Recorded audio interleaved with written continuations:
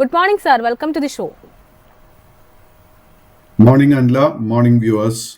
Sir, അപ്പോൾ അതുപോലെ ആദ്യം US വിപണിയിലേക്ക് പോയി നോക്കുകയാണ് എന്നുണ്ടെങ്കിൽ ഏറ്റവും പ്രധാനമായിട്ട് പറയേണ്ടത് ശക്തമായിട്ടൊരു ഇടിവ് രേഖപ്പെടുത്തുന്ന ഒരു ദിവസമായിരുന്നു ഇന്നലെ US വിപണികളെ സംബന്ധിച്ച്. പ്രത്യേകിച്ചും ബോണ്ട് ഈൽഡിലൊക്കെ ഒരു 4 ആഴ്ചത്തെ ഉയരത്തിലേക്ക് 4.6% എന്നൊരു നിലയിലേക്ക് ഉയരുന്നൊരു സ്ഥിതി ഉണ്ടായിരുന്നു.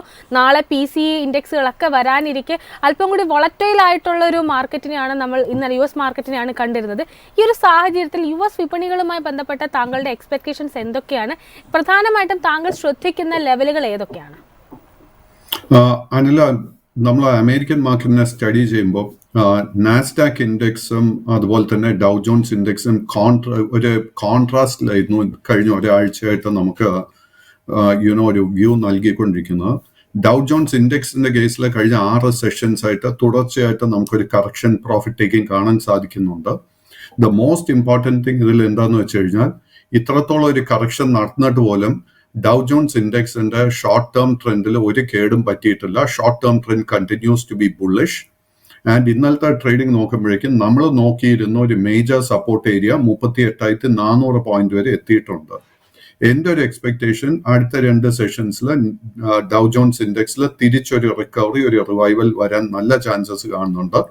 സോ എനിക്ക് അതിലൊരു അത്ഭുതമോ ഒരു വറി ഒന്നും തന്നെ അറ്റ് ദ മൊമെന്റ് കാണാൻ ഇല്ല.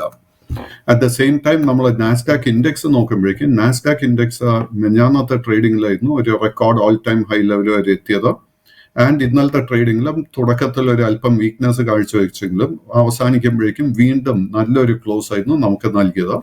ആൻഡ് നമ്മളിപ്പോൾ ഏത് മേജർ ടെക്നോളജി സ്റ്റോക്ക് എടുത്താലും NVDA, ആപ്പിൾ, മെറ്റ, ആമസോൺ, ഏത് എടുത്തു കഴിഞ്ഞാലും സെറ്റപ്പ് നല്ല ബുള്ളിഷായി തന്നെ തുടരുന്നുണ്ട്.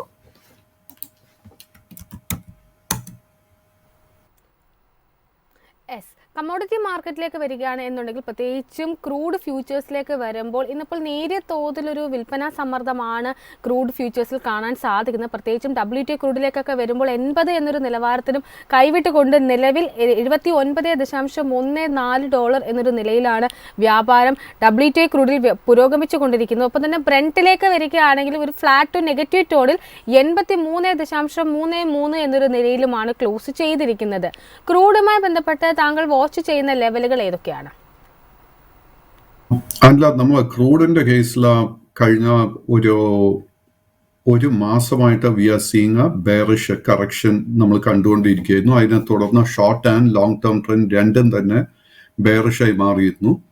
ബട്ട് മെഞ്ഞാന്നത്തെ ട്രേഡിംഗിൽ നമ്മൾ പെട്ടെന്ന് ഒരു വലിയൊരു ബൈയിങ് ഇൻട്രസ്റ്റ് ക്രൂഡിന്റെ കേസിൽ കണ്ടിരുന്നു. എങ്കിൽ പോലും അത് ക്രൂഡിന്റെ ബെയറിഷ് ട്രെൻഡിനെ റിവേഴ്സ് ചെയ്യാൻ മതിയായിട്ടില്ലായിരുന്നു. ക്രൂഡിന്റെ കേസിൽ നമ്മൾ ഏറ്റവും മുഖ്യമായിട്ട് WTI ക്രൂഡിൽ ശ്രദ്ധിച്ചിരിക്കേണ്ട റെസിസ്റ്റൻസ് $81. ആ ഒരു റെസിസ്റ്റൻസ് ബ്രേക്ക് ചെയ്യാൻ സാധിച്ചാൽ മാത്രമേ ക്രൂഡിന്റെ ഷോർട്ട് ടേം ട്രെൻഡ് ബുള്ളിഷായി മാറാൻ പോകുന്നുള്ളൂ. അറ്റ് ദ സെയിം ടൈം നമ്മൾ സപ്പോർട്ടിന് വേണ്ടി ശ്രദ്ധിച്ചിരിക്കേണ്ട ലെവൽ $76. സോ ബിറ്റ്വീൻ 76 and 81 ഒരു സ്മോൾ ട്രേഡിംഗ് റേഞ്ച് ആയിരിക്കും. ആ ഒരു ട്രേഡിംഗ് റേഞ്ചിൽ നിൽക്കുകയാണെങ്കിൽ നമ്മൾ ക്രൂഡിന്റെ കേസിൽ ഒരു ട്രേഡിങ്ങും ചെയ്യാൻ ശ്രമിക്കരുത്.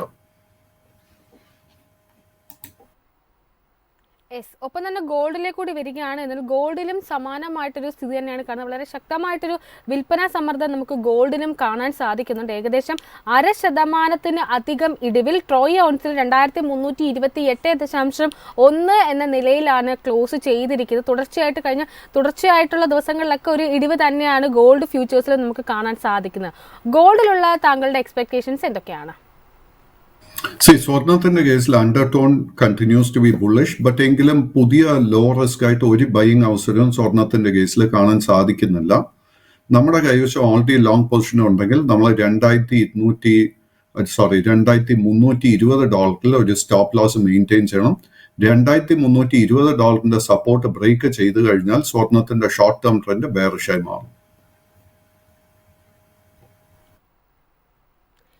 ഒപ്പം തന്നെ ആഭ്യന്തര വിപണിയിലേക്ക് നോക്കുകയാണ് എന്നുണ്ടെങ്കിൽ ഇന്നലെ പ്രത്യേകിച്ചും നിഫ്റ്റിയിലേക്ക് വരുമ്പോൾ ആദ്യം തന്നെ വളരെ ശക്തമായിട്ടൊരു ഗ്യാപ്പ് ഡൗൺ ഓപ്പണിംഗ് ആയിരുന്നു നിഫ്റ്റി രേഖപ്പെടുത്തിയിട്ടുണ്ടായിരുന്നു. എന്നാൽ പിന്നീട് ഇൻട്രാഡേയിൽ 49,022.6 ക്ഷമിക്കണം 22,825.5 എന്നൊരു നിലവര ഉയർന്നിട്ടുണ്ടായിരുന്നു. എന്നാൽ വ്യാപാരത്തിന്റെ അവസാന ഘട്ടങ്ങളിലേക്കൊക്കെ എത്തുമ്പോൾ ആ ഒരു നേട്ടം നിലനിർത്താൻ സാധിച്ചില്ല എന്ന് മാത്രമല്ല, ഇൻട്രാഡേയിൽ 22,685.45 എന്നൊരു നിലവര ഇടിയുന്ന സ്ഥിതിയും ഉണ്ടായിരുന്നു. വലിയ ഹൈലി വോളറ്റൈൽ ആയിട്ടൊരു സെഷൻ തന്നെയാണ് സാക്ഷ്യം വഹിച്ചിരുന്നത്. ഇന്നിപ്പോൾ നിഫ്റ്റിയുടെ എക്സ്പയറി ഡേ കൂടിയാണ്, മന്ത്ലി ആൻഡ് വീക്ക്ലി എക്സ്പയറി കൂടിയാണ്.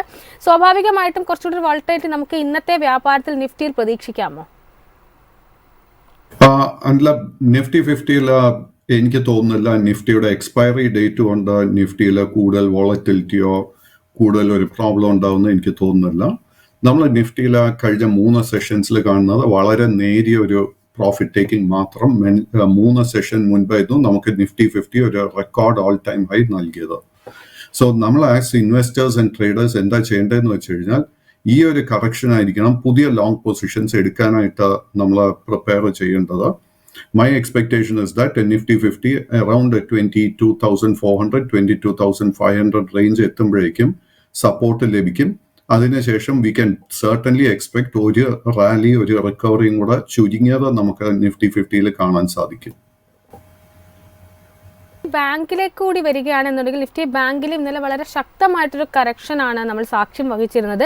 വ്യാപാരം അവസാനിപ്പിച്ചിരിക്കുന്ന 1.3% ഇടിവോടുകൂടി 48,501.35 എന്ന നിലയിലാണ്. നിഫ്റ്റി ബാങ്കിന്റെ ഒരു ഇൻട്രാഡേ ഹൈ പരിശോധിക്കുകയാണെങ്കിൽ 49,922.6, ഇൻട്രാഡേ ലോ പരിശോധിക്കുകയാണെങ്കിൽ 48,401.55 രേഖപ്പെടുത്തിയിരിക്കുന്നത്. നിഫ്റ്റി ബാങ്കിലുള്ള താങ്കളുടെ ഒരു പെർസ്പെക്റ്റീവ് എന്താണ്? ഈ ഒരു ഇടിവിനെ ഒരു അവസരമാക്കി കണക്കാക്കാമോ? തീർച്ചയായിട്ടും. സോ ഇന്നലത്തെ ഇതേ ഫോർത്തിൽ ഞാൻ സൂചിപ്പിച്ചിരുന്നു ദാറ്റ് ഇന്നലെ നമുക്ക് അല്ല, തീർച്ചയായിട്ടും നമ്മൾ ഇതൊരു ബൈയിങ് അവസരമായിട്ട് തന്നെ നോക്കണം. ബാങ്കിങ് മേഖലയിലെ എൻ്റെ വലിയ ബാങ്കുകൾ, എൻ്റെ ഏറ്റവും favourite stock HDFC bank. HDFC ബാങ്കിന്റെ കേസിൽ നല്ലൊരു ബുള്ളിഷ് സെറ്റപ്പാണ് എനിക്ക് കാണാൻ സാധിക്കുന്നത്. HDFC ബാങ്കിന്റെ കേസിൽ നമുക്ക് 1,490 1,500 ആ റേഞ്ചിൽ ഒരു ലോങ് പൊസിഷൻ എടുക്കാൻ സാധിക്കുന്നുണ്ടെങ്കിൽ നമ്മൾ തീർച്ചയായിട്ടും എടുക്കാൻ ശ്രമിക്കണം. അതിനോടൊപ്പം തന്നെ നമ്മളിപ്പോൾ ICICI ബാങ്ക് നോക്കുമ്പോഴേക്കും ICICI ബാങ്കിൽ അല്പം വീക്ക്നെസ് കാണാൻ സാധിക്കുന്നുണ്ട്. ICICI ബാങ്കിൽ 1,090 രൂപ is A major support area. ആ ഒരു സപ്പോർട്ട് ബ്രേക്ക് ചെയ്താൽ നമ്മൾ പിന്നീട് ലോങ് പൊസിഷൻ എടുക്കാൻ ശ്രമിക്കരുത്. ഇന്നലെ ആക്സിസ് ബാങ്കിന്റെ കേസിൽ കനത്ത ഒരു പ്രോഫിറ്റ് ടേക്കിംഗ് ആയിരുന്നു കണ്ടത്. ആക്സിസ് ബാങ്കിന്റെ കേസിൽ ഇന്നത്തെ ട്രേഡിങ്ങിന് എനിക്ക് ലോ റിസ്ക് ആയിട്ട് ഒരു ബൈയിങ് അവസരവും കാണാൻ സാധിക്കുന്നില്ല. സ്റ്റേറ്റ് ബാങ്ക് ഓഫ് ഇന്ത്യയുടെ record all time high level 840 റുപ്പീസിന് അടുത്ത് തന്നെ കൺസോളിഡേറ്റ് ചെയ്യുന്നു. SBIയുടെ കേസിലും പുതിയൊരു ബൈയിങ് അവസരം എനിക്ക് കാണാൻ സാധിക്കുന്നില്ല. ഒപ്പം തന്നെ സ്റ്റോക്ക് സ്പെസിഫിക് ആയിട്ട് വരികയാണ് എന്നുണ്ടെങ്കിൽ ഇന്നലത്തെ ആ ഒരു ഇടിവിലും ഏറ്റവും അധികം തിളങ്ങിയ ഓഹരികളിൽ ഒന്നാണ് ക്യാമ്പസ് ആക്റ്റീവെയർ. ഏകദേശം 18% നേട്ടം രേഖപ്പെടുത്തിക്കൊണ്ടാണ് ക്യാമ്പസ് ആക്റ്റീവെയർ ഇന്നലെ വ്യാപാരം അവസാനിപ്പിച്ചിരിക്കുന്നത്. 296.1 എന്ന നിലയിൽ. കഴിഞ്ഞ ദിവസങ്ങൾ കമ്പനിയുടെ ഒരു ക്വാർട്ടർലി റിസൾട്ട് അവർ പബ്ലിഷ് ചെയ്തിട്ടുണ്ടായിരുന്നു. സ്വാഭാവികമായിട്ടും മികച്ച നമ്പേഴ്സിനോടുള്ള വിപണിയുടെ അല്ലെങ്കിൽ നിക്ഷേപയുടെ റിഫ്ലക്ഷൻ തന്നെയാണ് ഓഹരിയിലും കാണാൻ സാധിച്ചിരുന്നത്.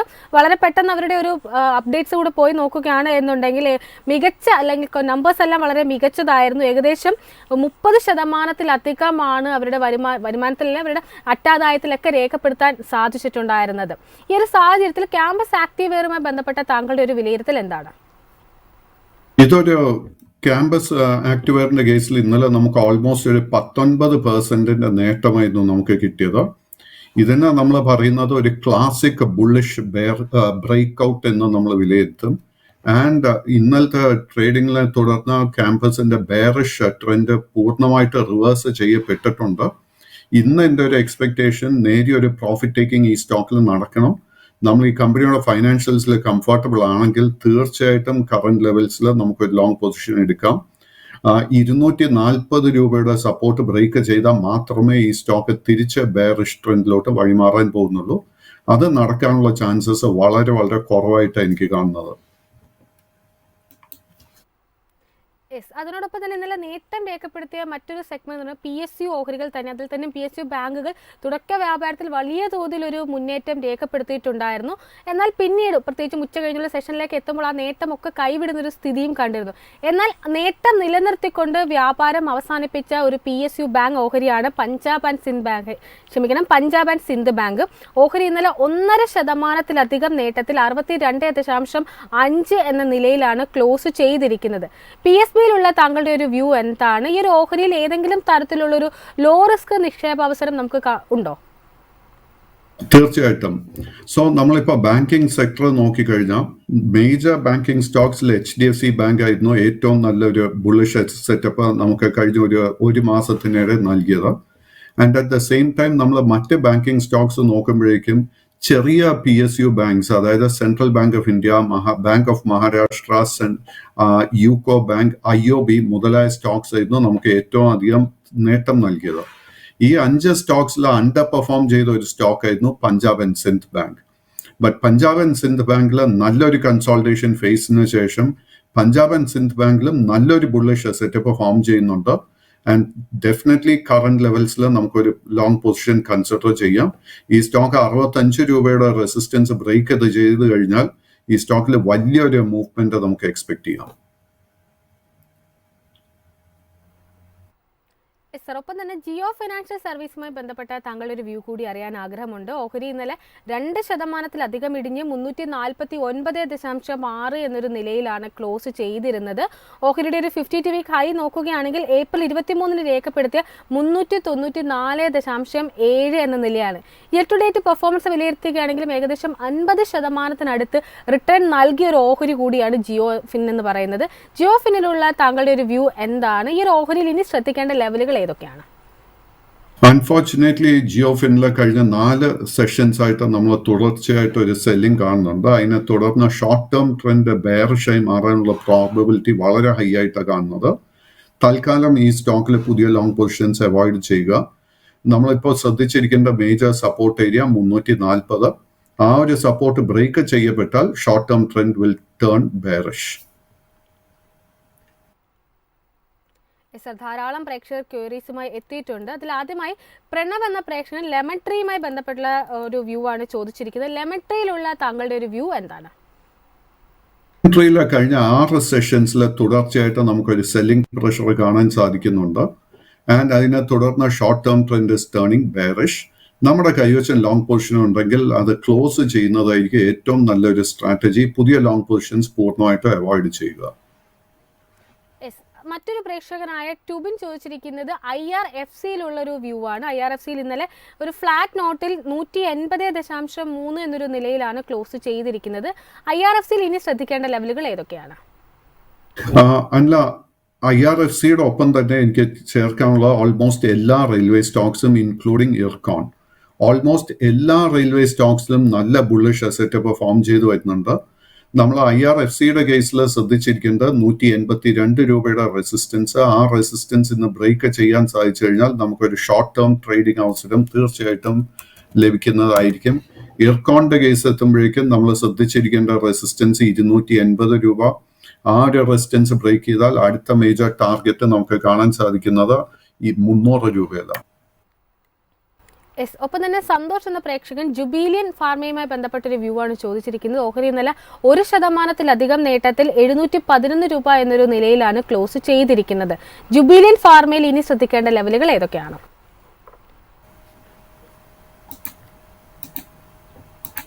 So Jubilant pharma trend sideways ആയിട്ടാണ് കാണുന്നത്. ഇതിന്റെ ഒരു പ്രോബ്ലം എന്താണെന്ന് വെച്ച് കഴിഞ്ഞാൽ ഇതിൽ കാര്യമായിട്ട് ഒരു ലിക്വിഡിറ്റി നമുക്ക് കാണാൻ സാധിക്കുന്നില്ല. ഈ സ്റ്റോക്കിൽ ശക്തമായിട്ട് ഒരു മുന്നേറ്റം നമ്മൾ കാണണമെങ്കിൽ 743 രൂപയുടെ റെസിസ്റ്റൻസ് ബ്രേക്ക് ചെയ്യണം. അറ്റ് ദ മൊമെന്റ് ഇതിൽ വീക്ക്നെസ് ഒന്നും തന്നെ കാണുന്നില്ല. കൈവശം ഓൾറെഡി ലോങ് പൊസിഷൻ ഉണ്ടെങ്കിൽ 655 രൂപയിൽ നമ്മളൊരു സ്റ്റോപ്പ് മെയിൻറ്റെയിൻ ചെയ്യണം. സുമേഷ് എന്ന പ്രേക്ഷകൻ കല്യാൺ ജുവലേഴ്സുമായി ബന്ധപ്പെട്ട വ്യൂ ആണ് ചോദിച്ചിരിക്കുന്നത്. ഓഹരി ഇന്നലെ 1.5% ഇടിഞ്ഞ് 395.55 എന്ന നിലയിലാണ് ക്ലോസ് ചെയ്തിരിക്കുന്നത്. കല്യാൺ ജുവലേഴ്സിലുള്ള താങ്കളുടെ ഒരു ലോങ് ആൻഡ് ഷോർട്ട് ടൈം വിലയിരുത്തൽ എന്താണ്? കല്യാണിന്റെ ലോങ് ടേം ട്രെൻഡ് ബുള്ളിഷ് ആയി തന്നെ തുടരുന്നു. But short term trend is side vase. And ഒരു അല്പം വീക്ക്നെസ് ഈ സ്റ്റോക്കിൽ കാണാൻ സാധിക്കുന്നുണ്ട്. നമ്മുടെ കയ്യിൽ ഓൾറെഡി ലോങ് പൊസിഷൻ ഉണ്ടെങ്കിൽ 378 രൂപയിൽ നമ്മളൊരു സ്റ്റോപ്പ് മെയിൻറ്റെയിൻ ചെയ്യണം. ഈ സ്റ്റോക്കിന്റെ ഷോർട്ട് ടേം ട്രെൻഡ് തിരിച്ച് ബുള്ളിഷായി മാറണമെങ്കിൽ 422 രൂപയുടെ റെസിസ്റ്റൻസ് ബ്രേക്ക് ചെയ്യണം. തോമസ് എന്ന പ്രേക്ഷകൻ ഗാർഡൻ റീച്ച് ഷിപ്പ് ബിൽഡേഴ്സുമായി ബന്ധപ്പെട്ടുള്ള ഒരു ചോദ്യമാണ് ചോദിച്ചിരിക്കുന്നത്. ഓഹരി ഇന്നലെ 3.4% നേട്ടത്തിൽ 1448.65 എന്ന നിലയിലാണ് ക്ലോസ് ചെയ്തിരിക്കുന്നത്. GRSയിലുള്ള താങ്കളുടെ ഒരു വ്യൂ എന്താണ്? റീച്ച്, കൊച്ചിൻ ഷിപ്പ്യാർഡ്, മാസഗോൺ ഡോക്ക് 3 സ്റ്റോക്സിലും അണ്ടർടോൺ വളരെ വളരെ ബുള്ളിഷ് ആയിട്ടാണ് കാണുന്നത്. ബട്ട് ഈ 3 സ്റ്റോക്സിലും ഒരു പ്രോബ്ലം എന്താണെന്ന് വെച്ച് കഴിഞ്ഞാൽ കഴിഞ്ഞ ഒരു മാസത്തിനിടെ നമുക്ക് വലിയ നേട്ടത്തിനെ തുടർന്ന് it is little bit over heated. So പുതിയ ലോങ് പൊസിഷൻസ് കറന്റ് ലെവൽസിൽ അഡ്വൈസ് ചെയ്യുന്നില്ല. നമ്മുടെ കൈവശം ഓൾറെഡി ലോങ് പൊസിഷൻ ഉണ്ടെങ്കിൽ ഈ സ്റ്റോക്കിൽ 1357 രൂപയിൽ ഒരു സ്റ്റോപ്പ് ലോസ് മെയിൻറ്റെയിൻ ചെയ്യുക. കൃഷ്ണപ്രിയ എന്ന പ്രേക്ഷക ITCയുമായി ബന്ധപ്പെട്ട വ്യൂ ആണ് ചോദിച്ചിരിക്കുന്നത്. ITC ഇന്നലെ 0.5% ഉയർന്ന് 431 രൂപ എന്നൊരു നിലയിലാണ് ക്ലോസ് ചെയ്തിരിക്കുന്നത്. ITCയിൽ ഇനി ശ്രദ്ധിക്കേണ്ട ലെവലുകൾ ഏതൊക്കെയാണ്?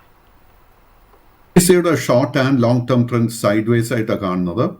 സ്റ്റോക്കിന് 442 രൂപയിൽ വളരെ സ്ട്രോങ് ഒരു റെസിസ്റ്റൻസ് ഉണ്ട്. ആ ഒരു റെസിസ്റ്റൻസ് ബ്രേക്ക് ചെയ്യാൻ സാധിച്ചാൽ മാത്രം നമുക്ക് ലോങ് പൊസിഷൻ എടുക്കാൻ ഒരു അവസരം കിട്ടും. ITCയെ കുറിച്ച് ചോദിച്ചതുകൊണ്ട് FMCG സ്പേസ് എൻ്റെ ഏറ്റവും ഫേവറേറ്റ് ആയിട്ടുള്ള ഒരു സ്റ്റോക്ക് ഇപ്പോൾ അഡാനി വിൽമർ. അഡാനി വിൽമറിന്റെ കേസിൽ പ്രേക്ഷകർ ശ്രദ്ധിച്ചിരിക്കേണ്ട ഒരു റെസിസ്റ്റൻസ് 355 രൂപ. 355ന്റെ റെസിസ്റ്റൻസ് ബ്രേക്ക് ചെയ്യാൻ സാധിച്ചു കഴിഞ്ഞാൽ ഈ സ്റ്റോക്കിൽ ഷോർട്ട് ടേമിൽ നമുക്ക് നല്ലൊരു നേട്ടം എക്സ്പെക്ട് ചെയ്യാം. മധു എന്ന പ്രേക്ഷക പെട്രോനെറ്റ് LNGയുമായി ബന്ധപ്പെട്ട ഒരു ക്വസ്റ്റ്യൻ ആണ് ചോദിച്ചിരിക്കുന്നത്. ഓഹരി ഇന്നലെ 0.5% ഉയർന്ന് 298 രൂപ എന്നൊരു നിലയിലാണ് ക്ലോസ് ചെയ്തിരിക്കുന്നത്. പെട്രോനെറ്റ് LNGയിലുള്ള താങ്കളുടെ വ്യൂ എന്താണ്? LNG short term trend and long term trend രണ്ടും തന്നെ സൈഡ് വേസ് ആയി തുടരുന്നു. സ്റ്റോക്കിൽ അറ്റ് ദ മൊമെന്റ് എനിക്കൊരു ലോ റിസ്ക് ബൈയിങ് അവസരം കാണാൻ സാധിക്കുന്നില്ല. നമ്മുടെ കൈവശം ഓൾറെഡി സ്റ്റോക്ക് ഉണ്ടെങ്കിൽ 288 രൂപയിൽ ഒരു സ്റ്റോപ്പ് മെയിൻറ്റെയിൻ ചെയ്യുക. ധനേഷ് എന്ന പ്രേക്ഷകൻ യൂക്കോ ബാങ്കുമായി ബന്ധപ്പെട്ട വ്യൂ ആണ് ചോദിച്ചിരിക്കുന്നത്. യൂക്കോ ബാങ്ക് ഇന്നലെ 1.5% ഇടിഞ്ഞ് 57.3 എന്ന നിലയിലാണ് ക്ലോസ് ചെയ്തിരിക്കുന്നത്. യൂക്കോ ബാങ്കിലുള്ള താങ്കളുടെ ലോങ് ആൻഡ് ഷോർട്ട് ടൈം വിലയിരുത്തൽ എന്താണ്? സോ യൂക്കോ ബാങ്കിന്റെ കേസിൽ വീക്ക്നെസ് ഒന്നും തന്നെ കാണാൻ സാധിക്കുന്നില്ല. Long and short term trend is very much bullish and സ്റ്റോക്കിന്റെ ഒരു മേജർ സപ്പോർട്ട് എന്ന് പറയുന്നത് 55 രൂപയിലാണ്. സോ സ്റ്റോക്കിൽ ഇന്നല്ലെങ്കിൽ അടുത്ത ട്രേഡിംഗ് സെഷനിൽ വീണ്ടും ഒരു ബൈയിങ് ഇൻട്രസ്റ്റ് വരുന്നുണ്ടെങ്കിൽ തീർച്ചയായിട്ടും നമുക്ക് ലോങ് പൊസിഷൻ കൺസിഡർ ചെയ്യാം. മറ്റൊരു പ്രേക്ഷകനായ ഷിബിൽ ടാറ്റ സ്റ്റീലുമായി ബന്ധപ്പെട്ട താങ്കളുടെ ഒരു വ്യൂ ആണ് ചോദിച്ചിരിക്കുന്നത്. കമ്പനി ഇന്നലെ അവരുടെ നമ്പേഴ്സ് ഒക്കെ പുറത്ത് വിട്ടിട്ടുണ്ടായിരുന്നു. ഓഹരിയിലേക്ക് നോക്കുകയാണെങ്കിൽ ഇന്നലെ 0.5% ഇടിഞ്ഞ് 174 രൂപ എന്നൊരു നിലയിലാണ് ക്ലോസ് ചെയ്തിരിക്കുന്നത്. ടാറ്റ സ്റ്റീലിലുള്ള താങ്കളുടെ വ്യൂ എന്താണ്? Tata steel long and short term trend രണ്ടും തന്നെ ബുള്ളിഷായി തുടരുന്നു. ആൻഡ് സ്റ്റോക്കിൽ നമുക്ക് ലോങ് പൊസിഷൻ ഉണ്ടെങ്കിൽ continue to maintain it. But വളരെ സ്ട്രിക്റ്റ് ആയിട്ട് 168 രൂപയിൽ ഒരു സ്റ്റോപ്പ് മെയിൻറ്റെയിൻ ചെയ്യണം. പുതിയ ലോങ് പൊസിഷൻസ് ഈ സ്റ്റോക്കിൽ അഡ്വൈസ് ചെയ്യുന്നുണ്ട്. മിഷ എന്ന പ്രേക്ഷക പഞ്ചാബ് നാഷണൽ ബാങ്കുമായി ബന്ധപ്പെട്ടൊരു വ്യൂ ആണ് ചോദിച്ചിരിക്കുന്നത്. PNBയിലുള്ള താങ്കളുടെ വ്യൂ എന്താണ്? പ്രധാനമായിട്ടും ഈ ഒരു ഓഹരിയിൽ ശ്രദ്ധിക്കേണ്ട ലെവലുകൾ ഏതൊക്കെയാണ്? PNB long term trend bullish ആണെങ്കിൽ പോലും short term trend sideways. സ്റ്റോക്കിന് 134 രൂപയിൽ ഒരു സ്ട്രോങ് റെസിസ്റ്റൻസ് ഉണ്ട്. ആ റെസിസ്റ്റൻസ് ബ്രേക്ക് ചെയ്ത് കഴിഞ്ഞാൽ ഷോർട്ട് ടേം ട്രെൻഡ് വീണ്ടും ബുള്ളിഷായി മാറും. നജീം എന്ന പ്രേക്ഷകൻ നൈക്കയുമായി ബന്ധപ്പെട്ട താങ്കളുടെ ഒരു വ്യൂ ആണ് ചോദിച്ചിരിക്കുന്നത്. നൈക്കയിൽ ഇനി ശ്രദ്ധിക്കേണ്ട ലെവലുകൾ ഏതൊക്കെയാണ്? അൺഫോർച്ചുനേറ്റ്ലി നൈക്ക കഴിഞ്ഞ 5 ട്രേഡിംഗ് സെഷൻസിൽ കനത്ത സെല്ലിംഗ് നേരിട്ടുകൊണ്ടിരിക്കുന്നത്. അതിനെ തുടർന്ന് ഷോർട്ട് ടേം ട്രെൻഡ് ഹസ് ടേൺഡ് ബെയറിഷ്.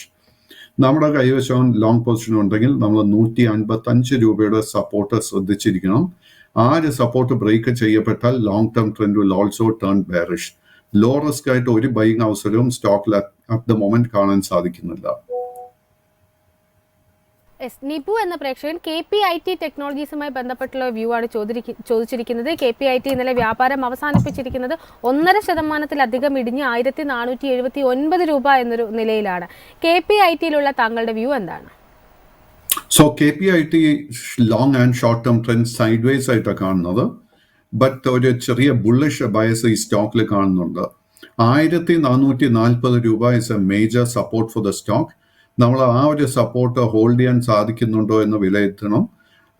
ഇന്നത്തെ ട്രേഡിംഗിൽ ലോ റിസ്ക് ആയിട്ട് ഒരു ബൈങ് അവസരം ഈ സ്റ്റോക്കിൽ കാണാൻ സാധിക്കുന്നില്ല. മറ്റൊരു പ്രേക്ഷക ചോദിച്ചിരിക്കുന്നത് അമരരാജ ബാറ്ററീസിലുള്ള താങ്കളുടെ ഒരു വ്യൂ ആണ്. ഈ ഒരു ഓഹരിയിലുള്ള താങ്കളുടെ ലോങ് ആൻഡ് ഷോർട്ട് ടേം വിലയിരുത്തൽ എന്താണ്? Amara Raja long and short term trend ബുള്ളിഷായി തന്നെ തുടരുന്നു. വീക്ക്നെസ് ഒന്നും തന്നെ അറ്റ് ദ മൊമെന്റ് കാണാൻ സാധിക്കുന്നില്ല. എങ്കിലും ഈ ഹൈ ലെവൽസിൽ എനിക്ക് ലോ റിസ്ക് ആയിട്ട് ഒരു ബൈങ് ഓപ്പർച്യൂണിറ്റിയും കാണാൻ സാധിക്കുന്നില്ല. മറ്റൊരു പ്രേക്ഷകൻ ADF ഫുഡ്സ് ലിമിറ്റഡുമായി ബന്ധപ്പെട്ടാണ് ചോദിച്ചിരിക്കുന്നത്. ഫിബി എന്ന പ്രേക്ഷകനാണ് ചോദിച്ചിരിക്കുന്നത്. ഏകദേശം 4% അടുത്ത് ഉയർന്ന് 220.8 എന്ന നിലയിലാണ് ADF ഫുഡ് ലിമിറ്റഡ് വ്യാപാരം ഇന്നലെ അവസാനിപ്പിച്ചിരിക്കുന്നത്. ADFൽ ഇനി ശ്രദ്ധിക്കേണ്ട ലെവലുകൾ ഏതൊക്കെയാണ്? അല്ല, എനിക്ക് ഈ സ്റ്റോക്കിന്റെ ഡീറ്റെയിൽസ് കിട്ടുന്നില്ല. ഇത് അടുത്ത സെഷനിൽ നമുക്ക് കവർ ചെയ്യാം. ഒപ്പം തന്നെ മറ്റൊരു പ്രേക്ഷകൻ LICയുമായി ബന്ധപ്പെട്ട താങ്കളുടെ ഒരു വ്യൂ ആണ് ചോദിച്ചിരിക്കുന്നത്. LICയിൽ ഇനി ശ്രദ്ധിക്കേണ്ട ലെവലുകൾ ഏതൊക്കെയാണ്?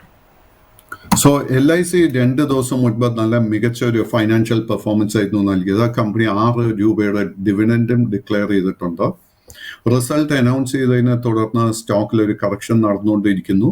ഈ ഒരു കറക്ഷൻ നടക്കുന്ന സമയത്ത് നമ്മൾ ഏറ്റവും മുഖ്യമായിട്ട് ശ്രദ്ധിച്ചിരിക്കേണ്ട സപ്പോർട്ട് ഏരിയ 950 മുതൽ 980 ആ റേഞ്ചിൽ നമുക്കൊരു പുതിയ ലോങ് പൊസിഷൻ എടുക്കാൻ സാധിക്കുന്നുണ്ടെങ്കിൽ തീർച്ചയായിട്ടും കൺസിഡർ ചെയ്യണം. LIC is a great long term stock.